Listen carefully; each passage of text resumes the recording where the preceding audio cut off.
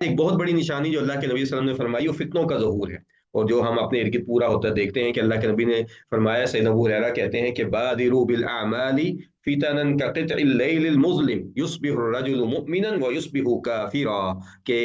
ابو ہریرہ کہتے ہیں کہ نبی کریم صلی اللہ علیہ وسلم نے ارشاد فرمایا کہ جلدی جلدی نیک اعمال جو ہے بجا لاؤ، کیونکہ اندھیری رات کی طرف فتنے نازل ہونے والے ہیں، صبح کو آدمی مومن ہوگا، شام کو کافر ہو جائے گا، شام کو مومن ہوگا اور صبح تک کافر ہو جائے گا۔ اللہ اکبر۔ اور یہ چیز بھی ہمیں اپنے ارد گرد جو ہے وہ نظر آتی ہے، اور اسی طرح اللہ کے نبی صلی اللہ علیہ وسلم نے فرمایا کہ مزید جو نشانیاں آپ نے بیان فرمائی، آپ نے فرمایا کہ یتقارب الزمان، کہ زمانہ قریب ہو جائے گا، اور زمانے کی قربت کا کیا فرمایا آپ نے؟ ایک تو یہ بتایا کہ جو سال ہیں وہ مہینوں کی طرح لگیں گے، مہینے جو ہیں وہ ہفتوں کی طرح لگیں گے، ہفتے جو ہیں وہ دن کی طرح لگیں گے، اور دن جو ہے وہ ایک گھڑی کی طرح لگے گا، یعنی ایک گھنٹے کی طرح لگے گا۔ اور یہ چیز ہمیں محسوس ہوتی ہے، ٹائم بڑی تیزی سے گزر رہا ہے۔ اور ایک دوسری نشانی جو ہے اس کا جو معنی بیان کیا جاتا ہے وہ یہ ہے کہ برکت ختم ہو جائے گی، اور یہ نشانی ہم اپنے ارد گرد دیکھتے ہیں۔ اور اسی طرح اللہ کے نبی صلی اللہ علیہ وسلم نے فرمایا کہ وَيَفِيضُ الْمَالُ، مال کی کثرت ہو جائے گی، تو یہ بھی ہم دیکھتے ہیں کہ اتنا زیادہ مال دنیا میں ہو چکا ہے، اور یہ بڑھتا جائے گا، اور یہ نشانی بھی پوری ہوتی اور بڑھتی ہوئی نظر آتی ہے۔ اور پھر آپ نے فرمایا کہ وَتَظْهَرُ الْفِتَنُ، فتنے بڑھ جائیں گے، ہر روز نیا فتنہ ظاہر ہوگا۔ اور ہم یہ بھی دیکھتے ہیں، اور فتنے سے مراد کیا ہوتی ہے کہ کوئی ایسی چیز جس کے بارے میں انسان کو سمجھ نہ آئے کہ یہ کیا ہو رہا ہے۔ فتنے کے گرچہ کئی معنی ہیں، لیکن جب یہ یظہر الفتن کہا جاتا ہے اس کا مراد یہ ہے، اور یا پھر یہ کہ دین کے بارے میں شکوک کا شکار ہو جانا، یہ بھی فتنے کی ایک قسم ہے اور ایک تعریف ہے۔ اور پھر اس کے بعد آپ نے فرمایا کہ حج جو ہے اس کی کثرت ہو جائے گی۔ صحابہ نے کہا کہ ومل حج یا رسول اللہ، اللہ کے نبی یہ حج کیا ہے؟ تو آپ نے فرمایا کہ القتل، قتل ہونا، قتل ہونا۔ تو یہ بھی ہم دیکھتے ہیں کہ روزانہ کی بنیاد پہ لوگوں کا بم دھماکوں میں، گولی چلنے سے، یا پھر بغیر وجہ کے اور کثرت سے قتل ہونا جو ہے، یہ آج سے 30 40 سال پہلے جو ہے مثال کے طور پہ قتل ہو جانا بہت بڑا ایک خبر ہوتی تھی، لیکن اب اخبار کو دیکھیں، نیوز کو دیکھیں تو پتہ ہی نہیں چلتا، اور روزانہ کے کتنے ہی لوگ قتل ہوتے ہیں لیکن کسی کو کوئی اس کی فکر نہیں ہوتی ہے۔ اسی طرح اللہ کے نبی نے فرمایا کہ انی لارا مواقع الفتن خلال بیوتکم کمواقع القطر، کہ میں تمہارے گھروں میں فتنوں کو اس طرح داخل ہوتے یا گرتے ہوئے دیکھ رہا ہوں کہ جیسے بارش کے قطرے گرتے ہیں۔ تو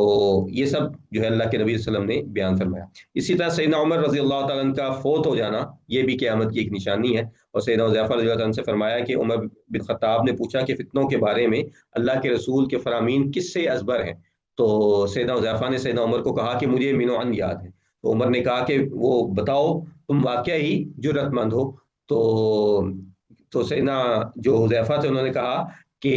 آدمی کے اہل و عیال اور مال و دولت اس کے لیے فتنہ ہے، جو اسے نماز، زکوٰۃ، امر بالمعروف اور نہی عن المنکر جیسے اعمال سے روکتے ہیں۔ تو عمر نے کہا کہ میں اس فتنے کے بارے میں نہیں پوچھتا، میں تو اس فتنے کے بارے میں پوچھتا ہوں جو اللہ کے نبی نے کہا تھا کہ سمندر کی موجوں کی طرح امڑتا چلا آئے گا۔ تو حذیفہ نے کہا کہ امیر المومنین، آپ کو تو اس فتنے سے پریشان نہیں ہونا چاہیے، کیونکہ آپ کے اور اس فتنے کے درمیان ایک بند دروازہ ہے۔ تو عمر نے کہا کہ وہ دروازہ کھولا جائے گا یا توڑا جائے گا؟ تو میں نے کہا کہ توڑا جائے گا۔ تو حذیفہ کہتے ہیں کہ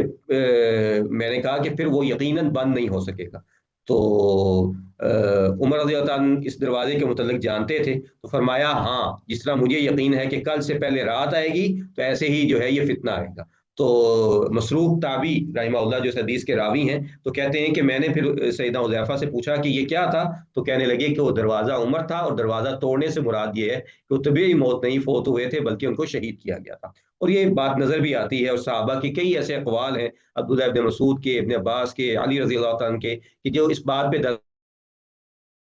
اللہ کے رسول صلی اللہ علیہ وسلم کے بعد فتنوں کے درمیان ایک رکاوٹ تھے۔ جیسے یہ دونوں صحابی شیخین کریمین فوت ہوئے تو اس کے بعد فتنوں کے دروازے کھول دیے گئے۔